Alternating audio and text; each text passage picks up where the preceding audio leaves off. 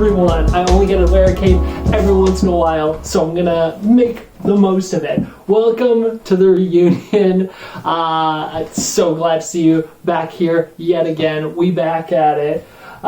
Your first question might be, cape? Why? Why the cape and these shiny green pants? That's because at our last Zoom meeting, what we decided was a tie between what we decided I should be wearing for this next Zoom call, or for this next reunion, is something neon and something villainous. Neon, and come on now, it's like a black and red cape. That's villainous if I've ever seen it. If you're like, hey Stefan, what are you talking about? A Zoom call? What do you mean by that? Well, every Wednesday for the past couple weeks we've been meeting on Zoom, hanging out, deciding what I want to wear, what you guys want to see me wear in the next video, talking about what we're going to talk about today. So we really want to see you out there at that. Yeah, we'd love to see you out there. If you've already been and you're like, I didn't get another email. Well, that's because the Zoom login every week is going to be the same. At 7 o'clock on Wednesday nights, be there. Be there. Last week, Olivia vs. Lewis won a $5 McDonald's gift card. You could get ice cream, so much ice cream, or like a bunch of fries, a bunch of large fries that you could just stuff in your mouth, and it'd be delicious, is what it would be. Yeah, so I'd love to see more people come on out, and yeah, it's a good time. We play games, we talk about what we talk about here, yeah, and yeah, we are super excited to see you guys out there. No more capes! Now, I'm worried about the cape because if you haven't heard, Edna says that we should have no capes. So we're gonna do away with the cape for now. We are gonna get ridiculous with costumes eventually. Might throw them all on at once.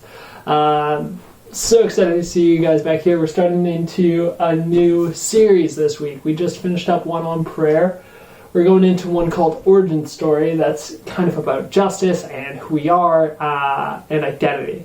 So, bow your heads with me before we jump on into that. We're going to pray and just ask God to be a part of this. Lord God, I pray over this time that you would be at the center of it, that you would be watching over us, that you would be speaking through what you said in your word, and speaking to us and speaking through us, Lord God. In your name we pray. Amen. Superheroes is more or less the basis of what we're going to be talking about here today. And everyone knows superheroes. They're the biggest thing. They're everywhere now. When I was a kid, when I was just a wee lad, all I had was the Spider-Man movies. No, not the ones with cool Peter Parker and like he's still in high school. No, we got Spider-Man with swoopy hair and real edgy, and like it was like the Wild West when those first came out. Or like you had the Supermans from the 70s, and like everyone knows Superman's weakness is kryptonite, right? Like there's Superman, there's Batman. Every superhero has some sort of weakness. Yeah, they have big strengths and then big weaknesses. So for example, like Captain Marvel. If anyone's seen it, then you're gonna know what we're talking about here. Some people say that she is the most powerful superhero ever, as far as like strength and ratings, and like if, I don't know, let's say Robin is down here and like Batman's a bit, Superman's. Some people put Carol Danvers or Captain Marvel way up there. She has superhuman strength and energy, plus she can fly, she can move faster than sound, and blast energy beams out of her hands and turn into a human star. But she has weaknesses too, just like Superman. If you've seen Captain Marvel, the movie that just came out relatively recently, then you know one of them. For a long time, Carol Danvers, aka Captain Marvel, didn't know who she was. She couldn't remember her past, her family, or even her own name. Because she didn't know who she was, Carol didn't fully know what powers she had. Remembering your past is pretty important. Sometimes your past can teach you a whole lot about what's going on in your present and what's going on in your future. So for me, like, when I was a kid, and we're talking about heroes, my dad was my hero. He was I just thought he was the bomb.com. I thought he was the coolest guy. And I always looked up to him. And I wanted to be him. I wanted to work construction. I wanted to do this. I wanted to do that. And, like, what slowly shifted over time, like, I still have so much respect for him. And I still seek to emulate him so much. When you were a kid, you probably had some dreams that someday you'd like to make true. Maybe you dreamed of being a superhero, an astronaut, an explorer, doctor, or like a world-famous leader. If you compared our childhoods, I'm guessing we all dreamed of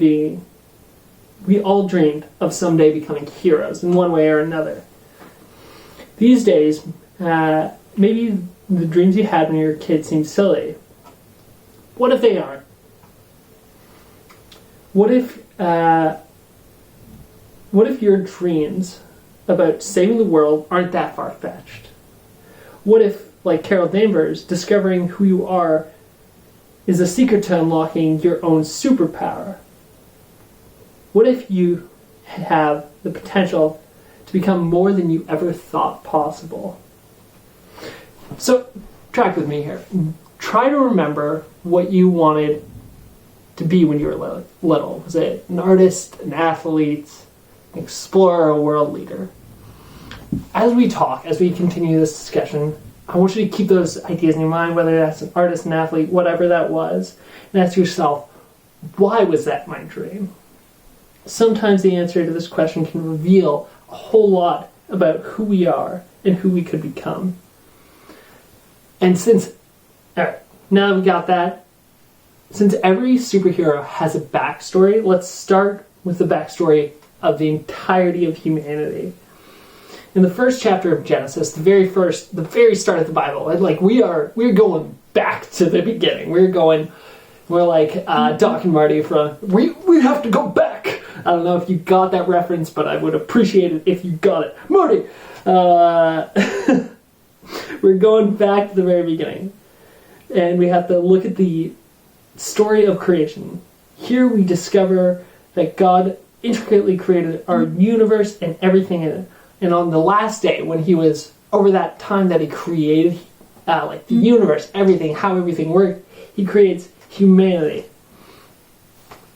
And Genesis 1:26 and 27 says this.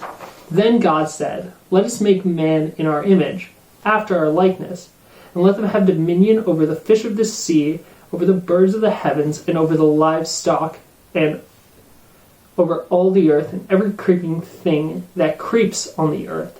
So God created man in his own image. In the image of God, he created him. Male and female, he created them. So what makes humans special? Unlike the rest of creation, the land, seas, galaxies, stars, trees, starfish, everything, humans were made in the image of God. We resemble our Creator, our creative, powerful, good, and just Creator.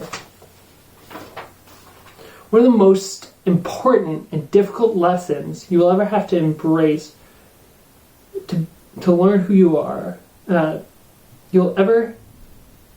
most difficult lessons that you'll learn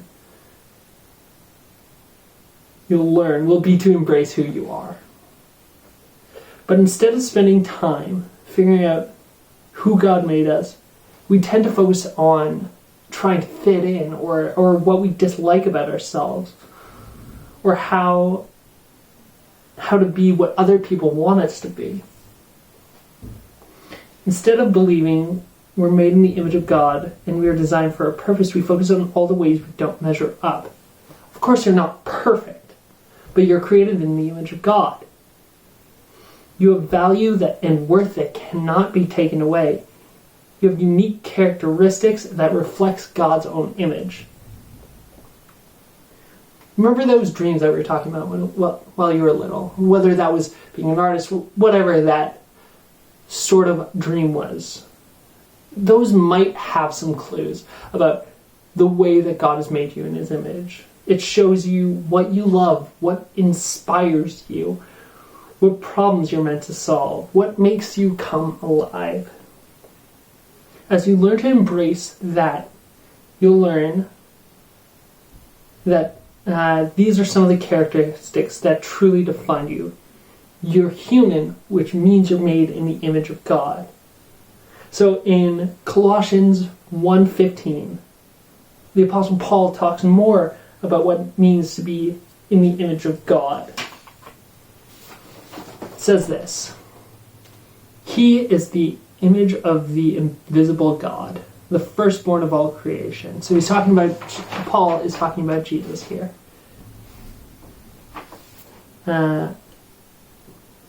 He is the invisible God, the firstborn of all creation. For by him all things were created, in heaven and on earth, visible and invisible, whether thrones or dominions or rulers or authorities, all things were created through him and for him. And he is before all things, and in him all things hold together. You're made in the image of God, but Paul says that Jesus is the image of God.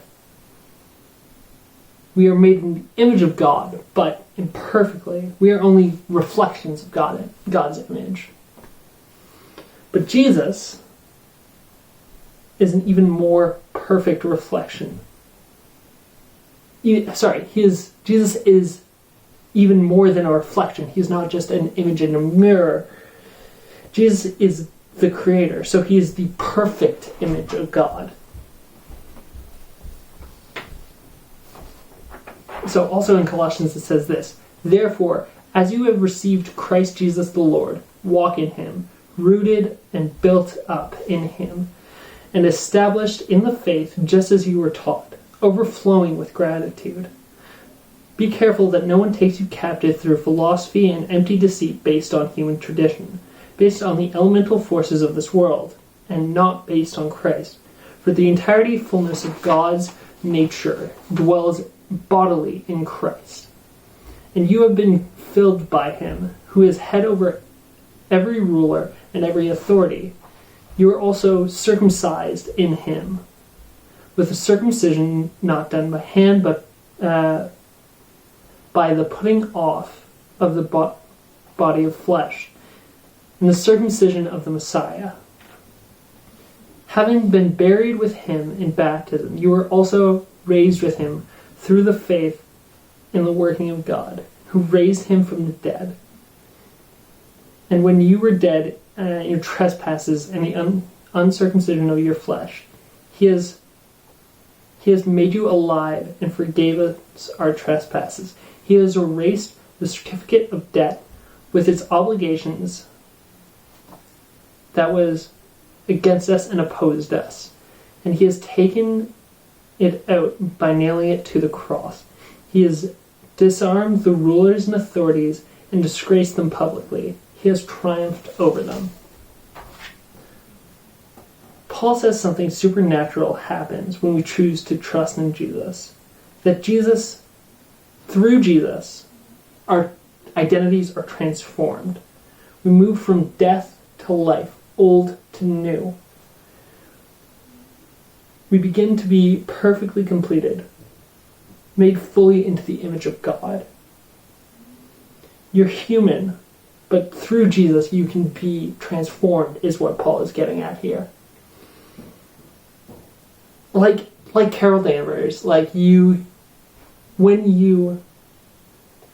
Carol Danvers used to just be an ordinary human until something extraordinary happened to her. She was in the movie Captain Marvel. in the movie Captain Marvel, we see Carol transformation take place. An experimental light speed engine explodes, but Carol isn't injured by it. She mysteriously absorbs the energy, which transforms her DNA and gives her superpowers. And in the same way,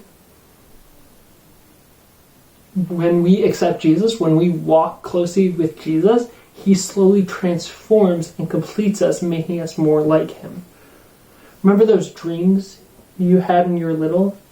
Maybe Jesus wants to transform those things about you too. Maybe he even wants to use them to save the world.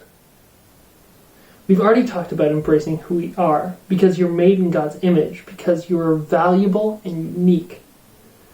But we've also talked about embracing who you could be. When Jesus takes control of your life, he gives you the power to be more like him, in the more perfect image of God. Through Jesus, our weaknesses are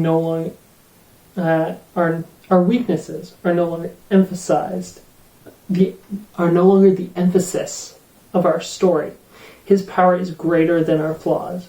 Because God made you, God knows exactly who you are, who you could be, and how to turn your ordinary life into an extraordinary one, maybe even a heroic one. It all starts with who we are and who we could become. Because heroes embrace who God made them to be.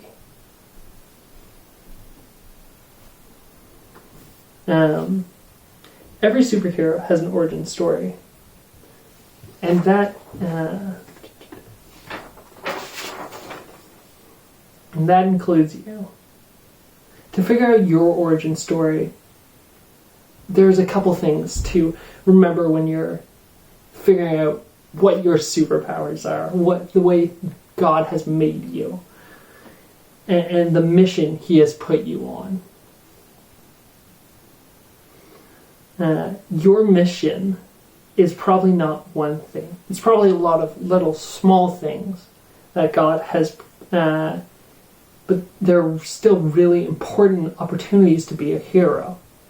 Your mission will require you to use the powers you already have.